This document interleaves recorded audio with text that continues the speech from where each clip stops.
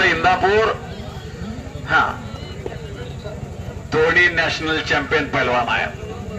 महाराष्ट्राचे पदक विजेते असणारे पैलवान आहेत आणि पलीकडे पहाडी असणारा मल्ल राघू ठोंबरे पैलवान उपस्थित झालेला. टाळ्या टाळ्या टाळ्या टाळ्या टाळ्या. म्हणून कुस्ती त्याची घेतली. कोण पोरं कसे खेळतात आणि काय करतात हे सांगायची गरज नाही. घोट्यामध्ये पट काढलेला होता शुभम दुधाळनं, परंतु तिथंच गड्याने अज्ञात किरण घेतला. आणि जे कबड्डीमध्ये जसे फिल्डिंग लावली जाते आणि 4 चौघातनं गडी किरण मारतो तसं कसं सुंदर अशा पद्धतीचं त्यांनी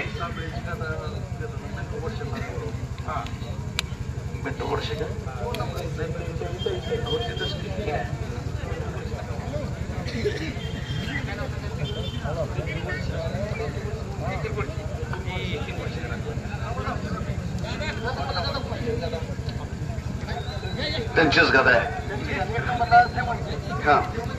हो वा रे वा, सुंदर कुस्ती चालू आहे. कचरे पैलवान आणि शुभम दुधाळ पैलवान. अनिल कचरे त्याच्या वजन गटामध्ये तो महाराष्ट्र चॅम्पियन पैलवान आहे. परवा वारुगडचं मैदान झालं, भल्या मोठ्या 90-92 किलोला ज्यांनी महाराष्ट्राला नंबर काढला त्या पोराबरोबर त्याची कुस्ती होती. 2 हात त्याच्याशी त्यांनी केलं त्या कचरे पैलवाननं. हो पोकळ किस्सा मारण्याचा प्रयत्न दुधाळचा. भिंगरीसारखं आणि भावऱ्यासारखं तिथल्या तिथं फिरलं बघा ते. हो चॅम्पियन आहे. वा रे वा, पोकळ किस्सा मारण्याचा प्रयत्न दुधाळचा.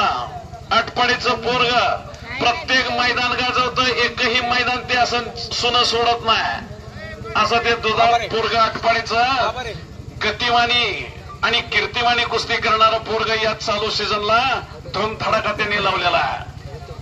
परंतु चांगल्या पोराशी आज तुझी गाठ आहे. गाठ पडली ठका ठका.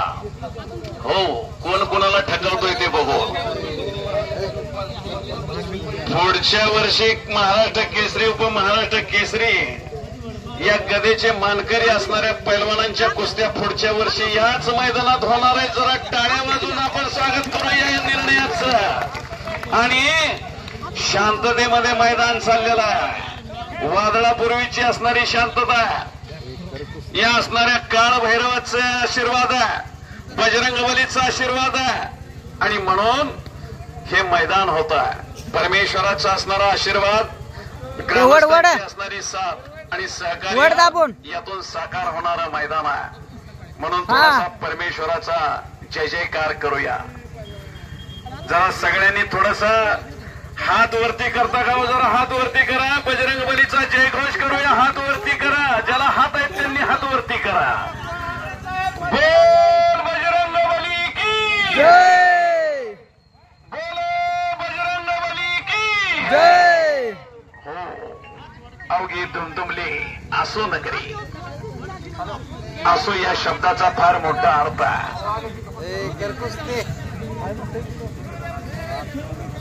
आस म्हणजे क्षितिज आणि असो याचा अर्थ त्याच्यावरती उगवणारा सूर्य. म्हणजे पूर्वेला ज्या गावामध्ये सूर्य होतो त्याला असो असं म्हणतात.